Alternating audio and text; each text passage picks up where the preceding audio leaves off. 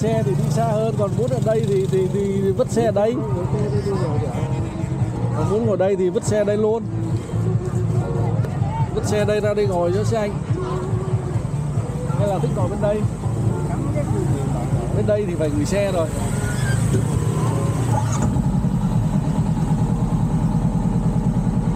Xin chào các bạn, mình là Tùng FDV chạy kê B500X. Hôm nay là cuối tuần, mình cùng vợ và nhóc Su Khoi đi dạo thành phố tiện giao lưu cùng chú Đoàn Hồng Giang YouTuber. Mình cũng có gắn thêm một cặp đèn kenzo s900 Pro. Bên cạnh đó mình cũng tích thêm chất lượng quay của camera 360x3 khi quay đêm để chuẩn bị cho tour cuối năm sắp tới. I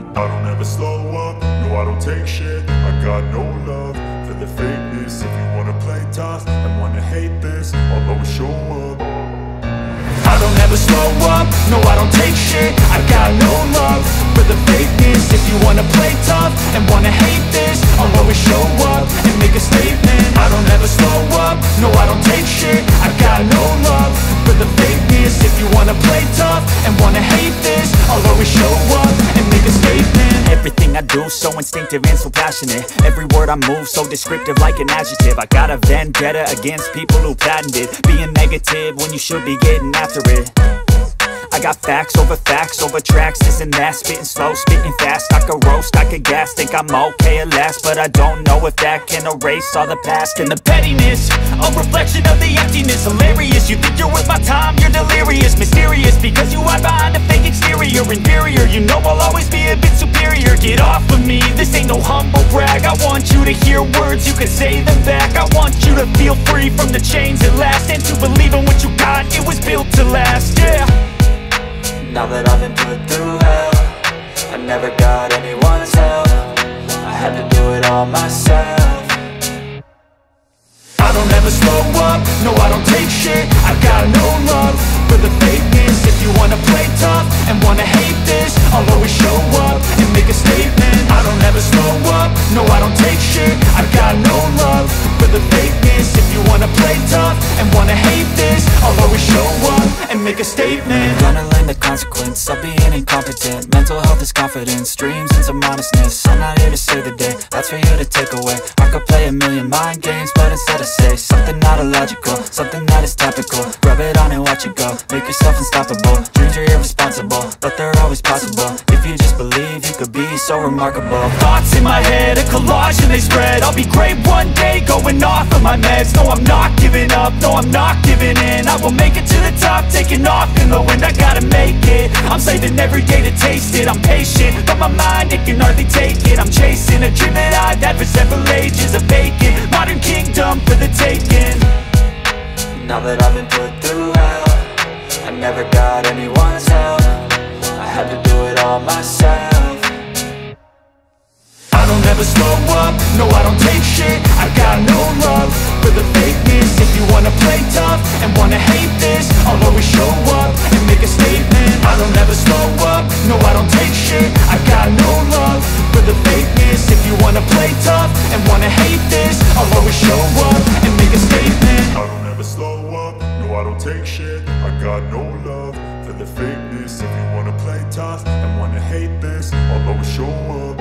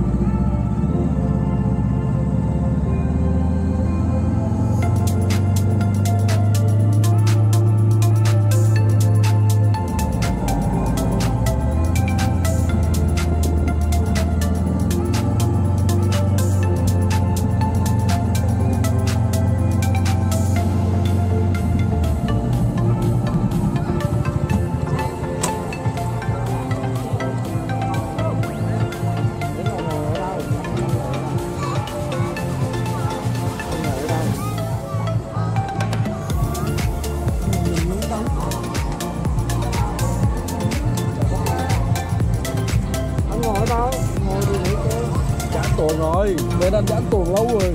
Đó, rồi ngồi với anh đó. Thì muốn ngồi đâu ngồi à. Thì giờ coi như bắt đầu từ đầu mà.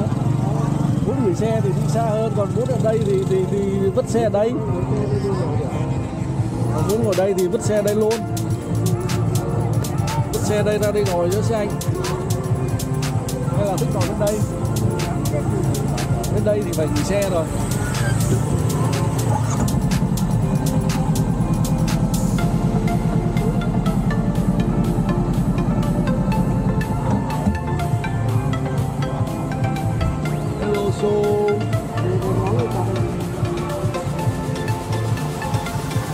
Giang vô chặn cổ đi.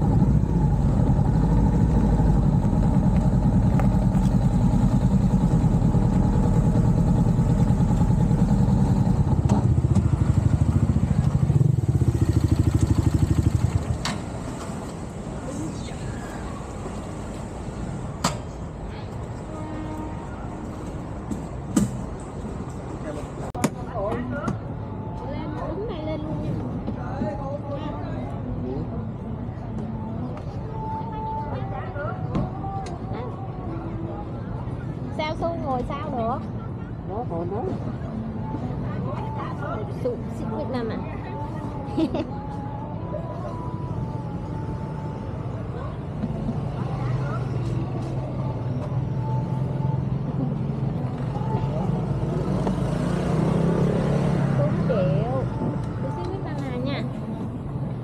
Xích theo. Xích theo hả? Ba ngồi lên thử. Xích theo hả? Thế nào?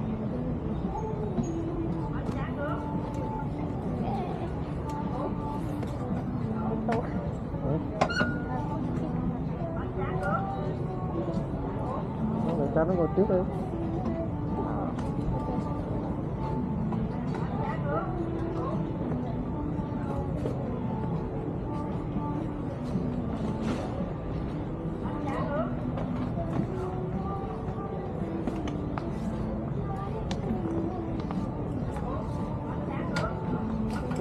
Sao rồi?